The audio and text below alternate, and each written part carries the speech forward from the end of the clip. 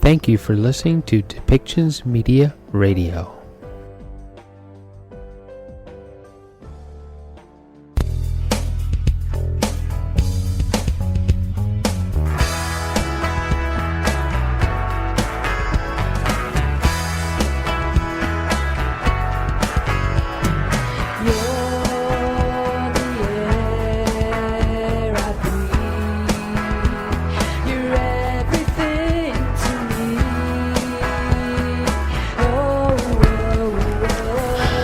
Welcome back, everyone.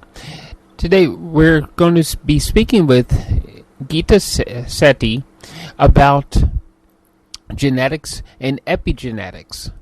We're going to learn what the difference is between the two and how they actually impact our health and the nutrients that we need to take into our bodies so that we remain healthy and well. Just brief definitions.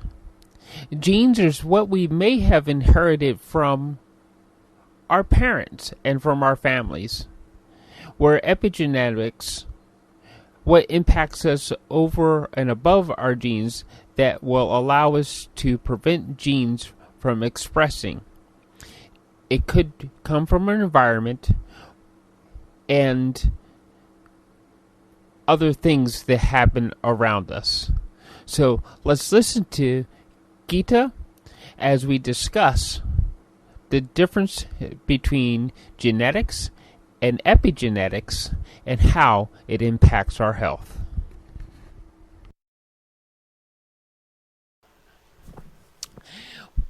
Geeta, it's good to see you again. Last week we talked about gut health and what that actually means, right? And today we're talking about genetics and epigenetics.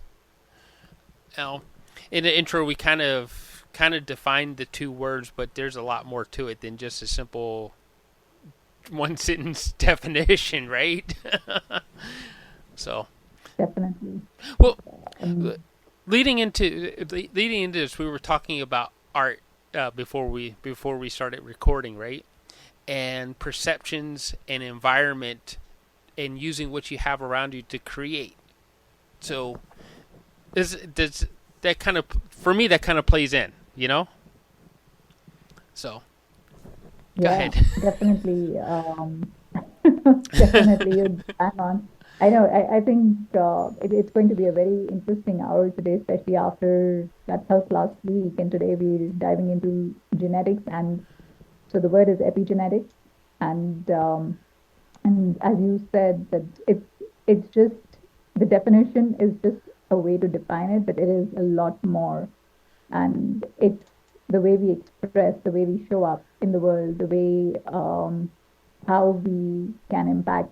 In fact, genes are basically what you're born with. It's a blueprint, and interestingly, as science we've defined, yes, okay, human beings have DNA, but our genes are also a lot more. I mean, if we were so similar, then why would no two people respond or react in a similar situation differently? So there's definitely more going on in spite of having the same set of genes that we have. We all express them differently, and there are things which impact those genes. And that set of environments which impact those genes comes under the field of epigenetics. And it'll be an interesting conversation to take it and see where it goes.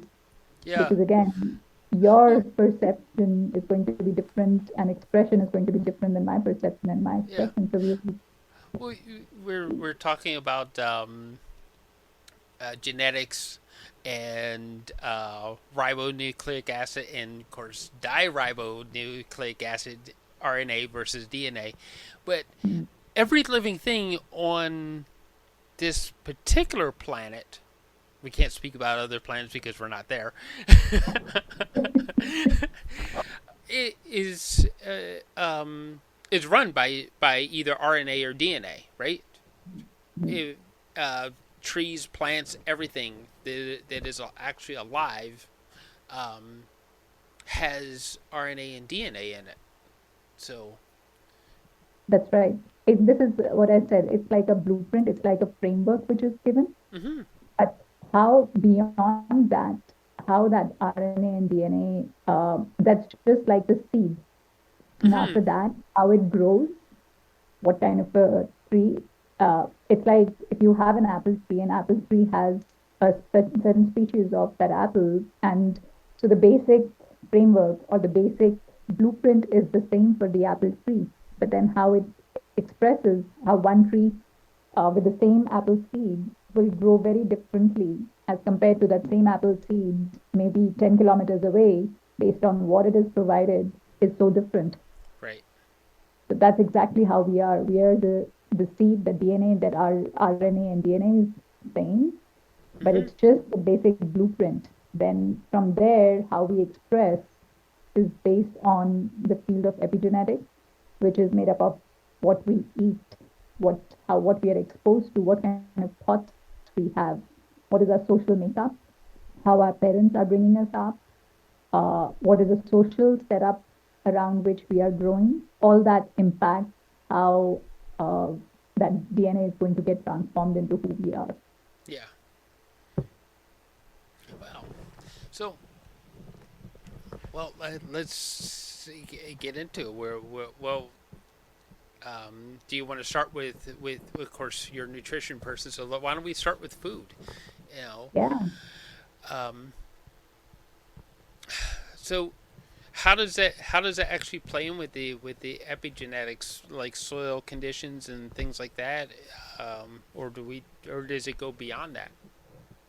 Okay. So, from a perspective of health and wellness, if I talk about genes and if I talk about the food, we all need nutrients, and that's how we had decided, like when we had worked when we'd spoken about in the earlier class, in the earlier podcast session last Mm-hmm. time, about how digestion is so important, because the food that you eat, this body is basically a piece of machinery, a very intelligent piece of machinery, but it has building blocks, and that are extracted through the food, which is broken down through digestion, Mm-hmm. and that is how we can keep this body healthy.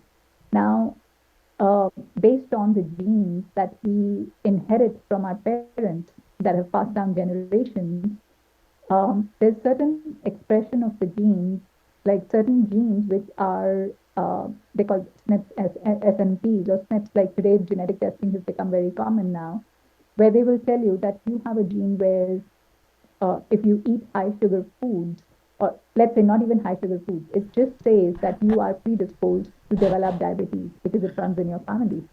So it's like you Right. are carrying that gene, or maybe you're carrying a gene which uh, allows you to develop or get cancer in a higher probability as compared to somebody sitting next to you. So that is what is a genetic makeup that you already have. And so when we talk about epigenetics, the foods, there are certain foods which can prevent that gene from expressing. Because if you already have a gene for, let's say, developing diabetes, and because it runs in the family, whether you get diabetes or not will depend on your food choices. Yeah. So, so if you know you have diabetes running in the family, and if you're going to have a diet which is going to be high sugar food, you're bound to allow that gene to express itself. Whereas knowing that, and again, when we talk about the world of genetics and epigenetics, what you have to understand is that food is just one component. Mm-hmm. There are people who are very conscious about the fact that this gene is present in their lineage, and they will avoid all sugar foods and they will eat very healthy, and in spite of that, they develop diabetes. Now, what is that? So it's not just food, and that's why uh, it is like the complete set of different things which are surrounded, Mm-hmm. which will allow that gene to express or not. But the food aspect, for sure, that if you're carrying the gene and if you allow that gene to express by feeding in the food which will allow it to express, then you're taking yourself into that zone of falling in that illness, uh, getting diabetes. So that's the food aspect, and that's the reason why today the genetic testing is become so precise that they will tell you, okay, you should not be eating these foods, and because they will create issues in your body. You do not have the genes, or maybe there is something called methylation, which allows you to break down certain kind of nutrients, especially folate and B vitamins and things like that. And so, if you have those genes, then you may want to take supplements which are already methylated forms of those kind of supplements. So that's we're going into that very strategic genetic testing and allowing that to kind of benefit us. So that is a category of food. Um, but as I said, food is not the only one. There are a lot of people who do not have access to genetic testing. So how do they know that their food is not working, or maybe they're not being able to absorb because they have a gene which is preventing them from absorbing a food in a certain form. Yeah. So that's where when you work with nutrition, I mean, when you work with a nutritionist and when you talk about elimination diets and things like that, that's where food journaling comes in. That I will tell a client, okay, we do not have $350 or $400 to do genetic testing at this point of time. So let's observe. Let's start with an elimination diet where we keep very basic nutrients and see how the person does for 2 or 3 weeks, and then start introducing foods and see where how they do with those foods. Like some people have oxalate issues because of the presence of certain genes. Interestingly, caffeine. Some people get jitters with caffeine, and some people can have 4 and 5 cups of caffeine or coffee and have no issues at all. I'm one person. I think I've never got my genetic testing done for the caffeine gene, but if I drink coffee, I get jitters, and Well, I'm laughing because I'm on the other side of the fence where I can have a cup of coffee just before going to bed and sleep soundly.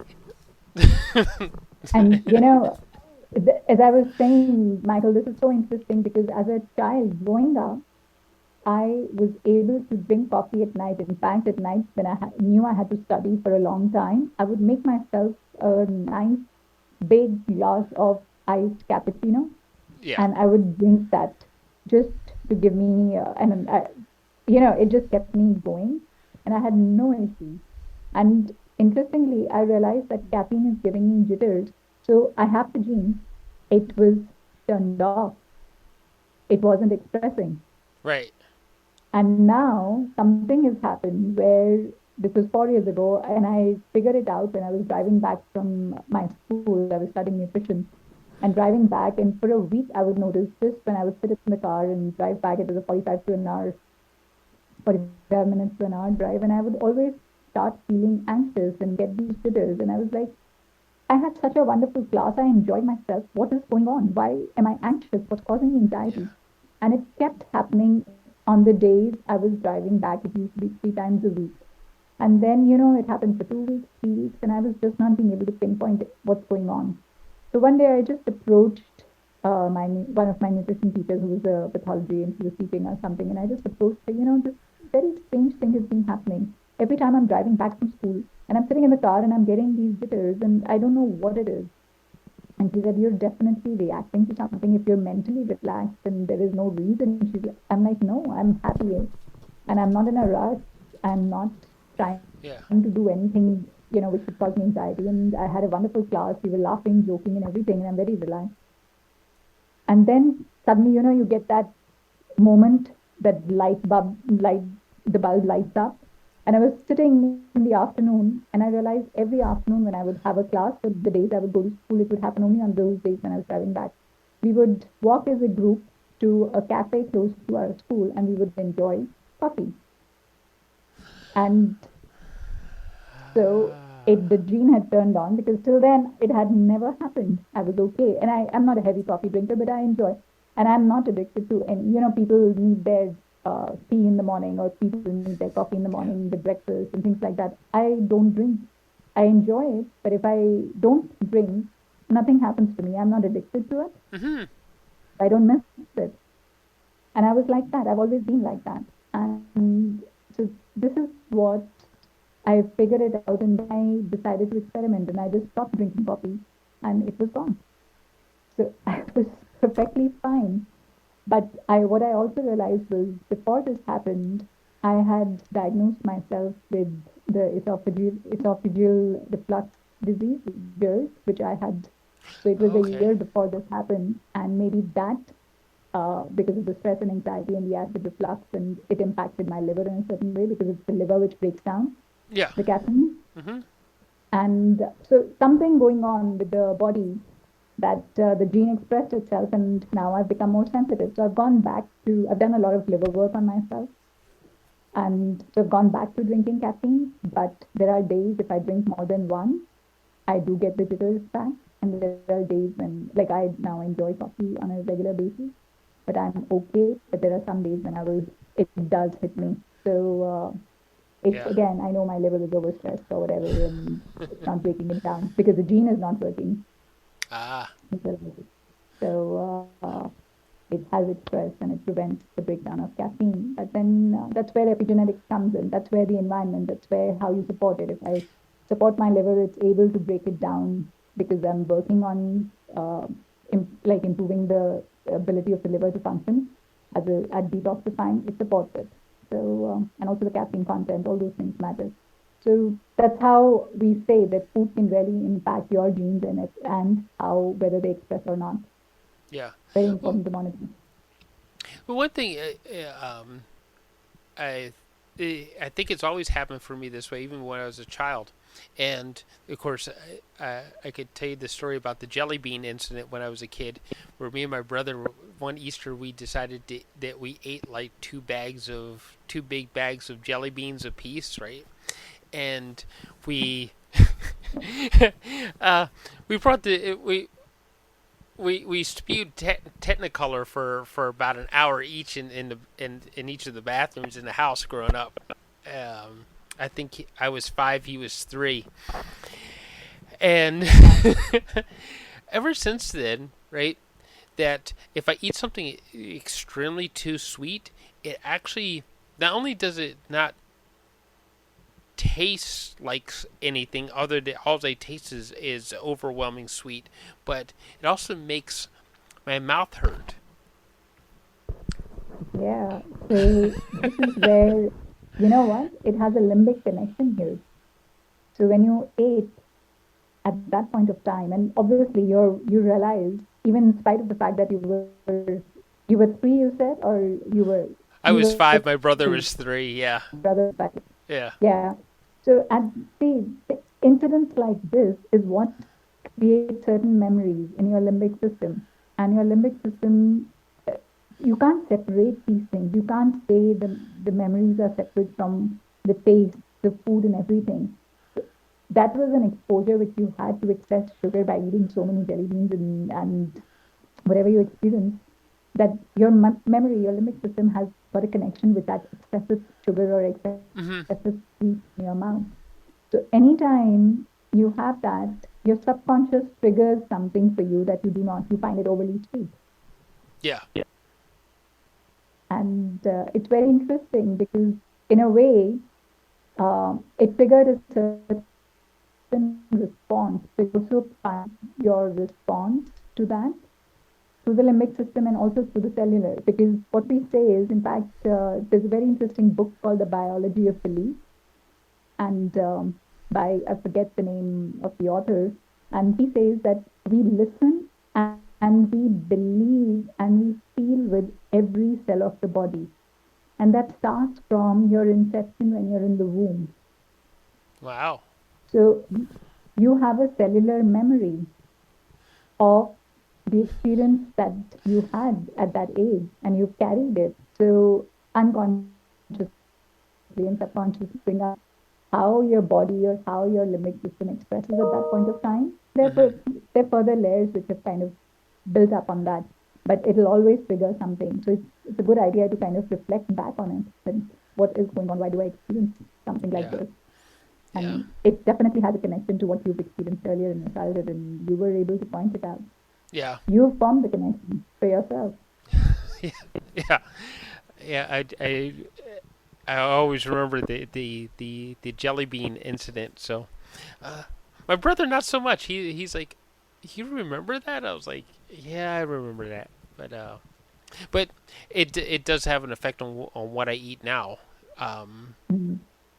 that, And yeah, like, and going back to coffee, I drink black coffee, and mm, people are like, "Well, how can you just drink black coffee?" I said, "Well, there is a sweet to black coffee. There's a bitter to it, but there's a sweet to it." It's like, and you can. I think we talked about this before, that through different things we can actually start to, as you said, you figured out that something about your liver, and you fixed what was wrong with your liver, and it turned that jittery gene off when you drink coffee. That we can turn that when we drink something that's bitter, that we can find the sweet in it if we learn to turn that sweet gene up, right? exactly, you've got it. I mean, we are talking at just this micro level, but it's happening throughout the body constantly. Mm-hmm. And each cell is responding to what we are being exposed to, whether it comes in terms of food, in terms of what you drink, in terms of what expression, what thoughts you have, what environment you have, what air you breathe in, what you expose yourself to. And the reason, your brother does not remember that it differently because his body perceived, his limbic system perceived it very differently. Yeah. So And yeah, so definitely you are capable. You are very powerful and very capable of understanding what foods work for you and what don't. yeah. So because we actually on our list of things that you say are in epigenetics, you said there's food, there's movement, there's environment, and there's mindset. In the two stories that we just told, we touched on our environment, because Mm-hmm. the social environment that you, as you were leaving school, you were with your classmates in the social um, drinking of a coffee and social environment, right? Um, and the only thing we didn't touch on, because we touched on mindset, and which includes like our mental state and our stress. The only thing we didn't talk about in all that was movement and Mm-hmm. exercise. So if we were to actually look at more at those stories, how does that affect our movements and our exercise? How does that food and our willingness to want to move? Mm-hmm. So this again, the conversation around movement can be very interesting because there. I mean, I'll give you again. It's very easy to explain it through stories and through anecdotes, and like movement is an expression of a release of energy. Mm-hmm. Movement, when you think from a perspective of uh, being good and being healthy and being well, we all know movement is very important. And when we talk about movement, we generally talk about exercise. We're in a state of like with the modern world where like movement was an expression of working or keeping yourself moving. And 100 years ago, uh, how we define movement is very different from how we would define movement today when you think of exercise. So we didn't have so much of mechanization that we have washing machines doing our things. We have blenders blending for us. We have vacuum cleaners and we have these robotic vacuum cleaners and all this is Yeah. being done by machines. Mm-hmm. Whereas all these things were not there. So a lot of physical work was involved. As a result, there were no gyms that people were going to work out. And so movement has always been a part of um, our being, our presence, and a very important part of keeping ourselves healthy. And the amount of movement that somebody 100 years ago was just generating by doing stuff around to survive. They had to cook their food, they had to chop, they had to maybe cut wood, maybe they had to do a lot of things manually, which kept them going, moving, that they were healthy because whatever they were eating was converted into energy and used because of that. Right. Whereas in today's times, what is happening, the reason why half the chronic conditions that we have is because we don't move. If you do not specifically like make an effort to exercise, do yoga, or go to a gym to work out, or run, or Mm-hmm. dance, or have some kind of Yeah. physical activity, you would not be moving as much. Our lifestyles have become very sedentary. We are sitting in front of a computer pretty much 8 to 10 hours in a day, and that too, or we are sitting just scrolling on our phones. Half the work, more than half the work, is being done by machines today. Yeah. Well, So, yeah, came on air, we were talking about experiences from growing up, and you talked about dance being in the school that you grew up in, right? yeah, It's like, so instead of, if we take the dance class out for today, they put the computer class in. mm, It's like, so we're being taught at an early age to be sedentary, aren't we? it is. If you think of it, when I was growing up, when I was in school, um, computers were not as commonly available. So it's a part of how development has happened, how the society has evolved, how things have changed, where a lot of stuff is being done by computers, and which is completely understandable. It's just things have shifted, Oh, but it was mandatory. Like now they say, like my kids have gone to school here, and they used to have um, physical education, which was a part of their curriculum 3 times a week, not every day, which is like, what happened there? It's you're not. And then during COVID, the physical education class was online. How can you have a physical education class online? Like mm-hmm. my daughter was attending once a week just because the curriculum required her to finish grade 9 physical education or whatever. It was taught online where the instructor said, oh, make sure that twice a week you have spent half an hour outside dribbling your whatever, your basketball, or gone for a walk or something like that. And all this is happening online. So that whole concept, this whole culture of what movement really meant Yeah. is shifted, where these kids do not even understand the importance of movement. It's like, Mm-hmm. unless I have a lot of youngsters who come to the culture is of going to the gym. The culture is of, oh, you have to make an effort to work out to keep yourself fit and lose weight. The purpose of movement is a lot more than just losing weight. The reason why our Right. society has an issue with weight is because our lifestyle has become very sedentary, but our eating habits haven't changed. That 2000 calorie intake, which was 1000 years ago, that 2000 calorie intake was required because there was a lot of physical work which was involved. Today's 2000 calorie intake, which anyway is nutrient low, does not require the kind of work we do. And Yeah. that's the reason you're told go to the gym. Yeah. Well, even in the past couple of years, right? Because now we can even order our food through the computer, and it gets Yeah. delivered to our door. It's like, I mean, even like, say 2 years ago, we had to walk to, or you had to walk around, at least walk around the store to grocery shop. You couldn't just, pick up a phone and and have your food delivered to your house. It just wasn't quite working that way, and now we've got to the point that even our groceries, we don't have to get get our well-fed behinds up out of a chair to do it. No, and think about it, Michael. You've brought up such a good point that you had to go to the grocery store. And again, these are layers.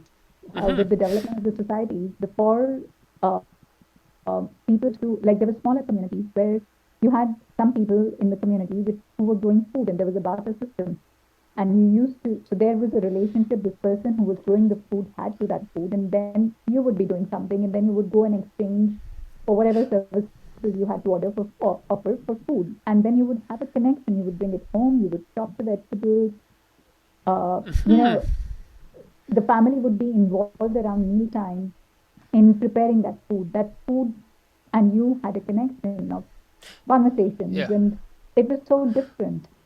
Now you just order the food and you're eating. I see my Yeah. children do it. They're ordering the food, no connection, and they're eating while they're sitting in front of a laptop Yeah. playing a video game. Yeah. What have we done? This is It, all a part of epigenetics. This is the and environment of the yeah, food that you're eating. and these are still the same kids that I used to take with me to the grocery store.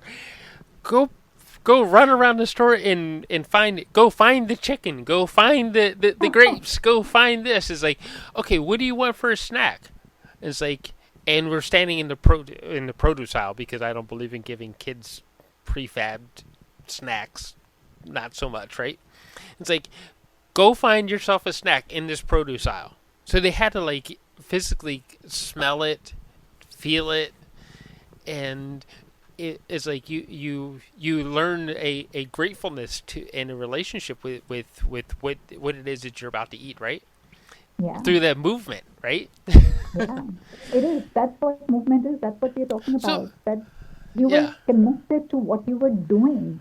yeah, The movement is happening in your fingers through pressing buttons on your laptop while you're using the other hand to eat. There's no connection to that yeah. movement also. There's definitely disconnection.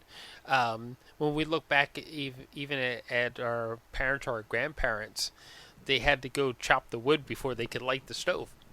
Exactly. Exactly. So that's required. So did your grandparents even talk about we need to go and exercise, we need to go to the gym? No, the What movement was was yeah, on. yeah. It's like you weren't eating unless you. And the thing was then was you weren't eating unless you did the chores because the chores led to the food. Exactly. Exactly. So And when we talk about it today, the whole purpose of us having this conversation and having these series on health and wellness is because we've come a long way. We've disconnected that we need to have these conversations now. yeah. This So this is so our we need environment here has changed tremendously um, with with technology. exactly. Even beyond, like we talk about the of course the industrial revolution, but even beyond that we've gone from the industrial revolution into this techie age where you know our food is almost Yeah. replicated for us. It is. Sometimes you even wonder, especially with the way food is being grown today, and that's why I think there is such a strong movement coming back about growing your own food, which I feel is the need of the hour because you need to go back to that connection. And believe me, if you're involved in growing your own food today in your backyard, in your little pots or whatever is available to you, if you're spending a couple of hours getting your fingers in the soil and working out. I have some friends who are making their own boxes and digging and creating. Yeah, yeah, They've made a beautiful backyard, growing their own food. They don't need to exercise. They're spending 3 4 hours doing this kind of physical labor, bending, sitting on their knees, and that's movement. yeah, yeah, and that's the whole point of exercising was to move. Exactly. So that's the reason why I don't use the word exercise. The quadrant for us under epigenetics for your environment or what you're exposing yourself, which will prevent the gene from expressing or And not expressing, is movement, not yeah, really exercise. Exercise is just one way of movement. You could be dancing, as I have said, you could be a belly dancer, yeah, or you yeah, could be just Bollywood dancer or anything. As far as yeah, you're moving and enjoying and involved with that movement, it has a completely different expression for each and every cell of your body. yeah. In our notes, you actually put under movement connections, Mm. and That's what I meant. You need to be connected to that movement. yeah, exactly. Of course, leading back, of course, to social environment things is like, hey, we can all join in together in. Um, well, we have here in Surrey, BC, where I am, um, they they have community gardens where Mm. you can like grow vegetables and stuff like that. So And which is a lot of fun, right? it is. And I think such a great initiative because a lot of us have come far and got disconnected from even knowing about how to grow vegetables and how to take care of those things. And the community allows us to do that. If Hmm. you have a willingness, the opportunities are there. You just need to look around. And in fact, what brings me back, because I know we're talking about connections and the connectedness with the community and people, what we have to understand is nothing functions in isolation. In nature, we we may be all very individual, very unique people, and that's how the expression of each cell in our body is very unique. Like no two thumbprints or no two fingerprints are same, but at the same time, we cannot function in isolation. We are all interdependent and we are all in a symbiotic relationship where we give and take, and we cannot survive without the other. So that community is very, very important. Yeah. So I'm going to ask you this about connections and the community and everything, and our mindset, and how does that have an effect on our attitude and our emotions and our stress levels? I'm glad you bring it up. And again, it's about why are some people, I'm saying this from a perspective because I have a few clients I work with who, because of anxiety, because of what has happened, they prefer isolation. They do not want to come out and socialize. It brings them anxiety when they're in community and the reason for that is, again, as I said, it's the environment, it's the exposure to your social makeup.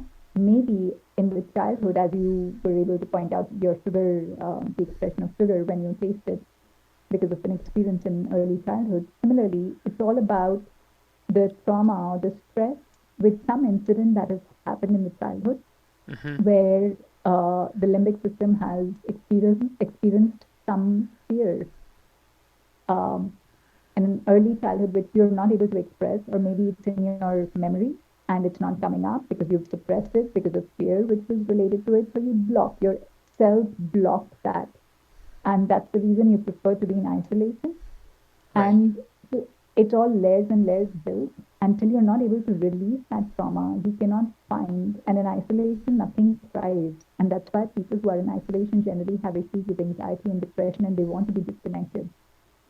And all that is because of the epigenetics, it's because of the environment which they have been exposed to, and society has a huge role to play in that. Yeah.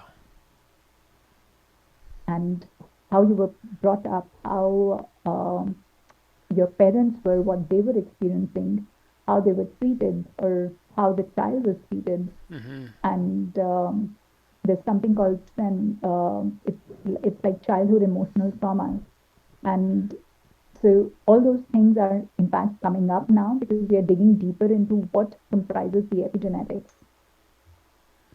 Right. So when we look at epigenetics, there's a lot of what happens in our life compiles into that. Yes, Yeah. So, um, and it also has an impact on our health and how our body processes things, right? very much. In fact, when you have anxiety and when you have, let's say, anxiety causes, it's a stress for the physical body when you have anxiety. Mm-hmm. And every time you have stress, um, it's not, people would say, oh, stress is like just you feel it. But actually, it has physical impact because every time you feel the stress, there are certain neurotransmitters, there's certain chemicals which are released in your brain. They're released by your adrenals, which have a huge nutrient depreciation, as in they take a lot of nutrients every time those chemicals are generated. And they take away from the building process, from that machine, that it stops the functioning of various organs. Today, the number one cause for cardiovascular conditions, for metabolic disorders like all chronic health conditions, like diabetes, like heart conditions, heart failures, uh, blood sugar issues, blood pressure, everything has the number one cause is stress. Mm-hmm. And I mean, people just perceive stress in the mind, but it has a physiological impact on the body through what we can today. Science has figured out what chemicals are being generated, how it impacts, what nutrients are being depleted. Right. So it has a very, very, today's diseases are called chronic diseases and they're all lifestyle related, and lifestyle is nothing but your epigenetics. Right. Okay. Wow.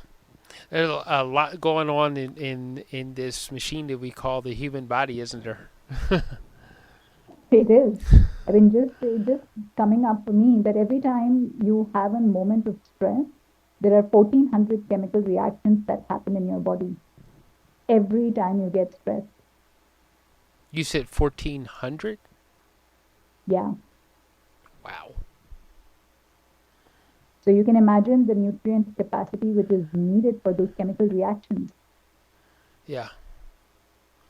So stress and trauma can lead to a lot more than whatever the headache, or in the trauma, say,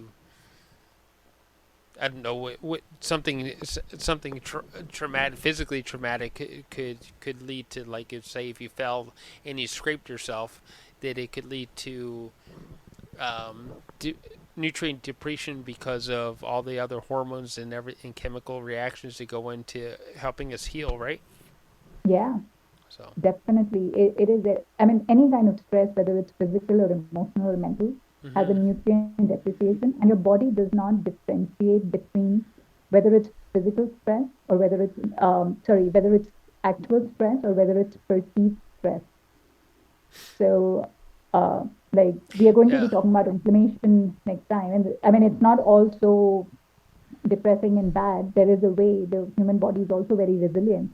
When you shift the perceptions, when you shift your lifestyle, when you shift your attitude, when you shift your diet, and all that shifting basically leads to healing in a very, very big way because Yeah. the body wants to heal itself. Yeah. Okay. So that's about all we have time for today. Wow. um, Time flies through these things.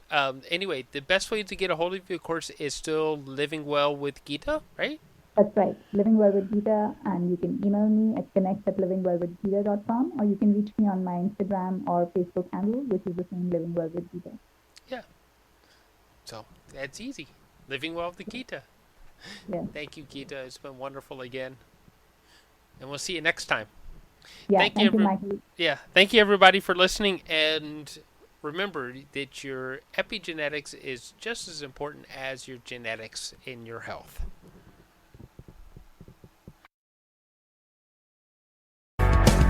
And I looked up at a shooting star, and then I wondered who you are. I just need to know. So I wish upon that shooting star, and then I wondered where you are.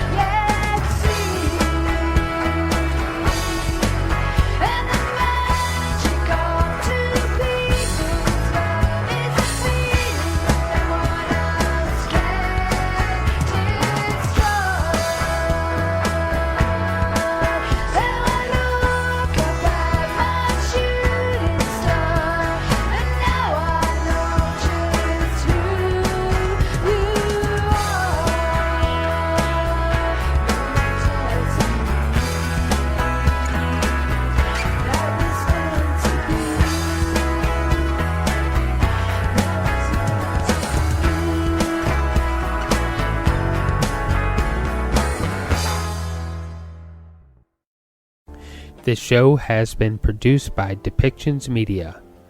Please contact us at depictions.media for more information.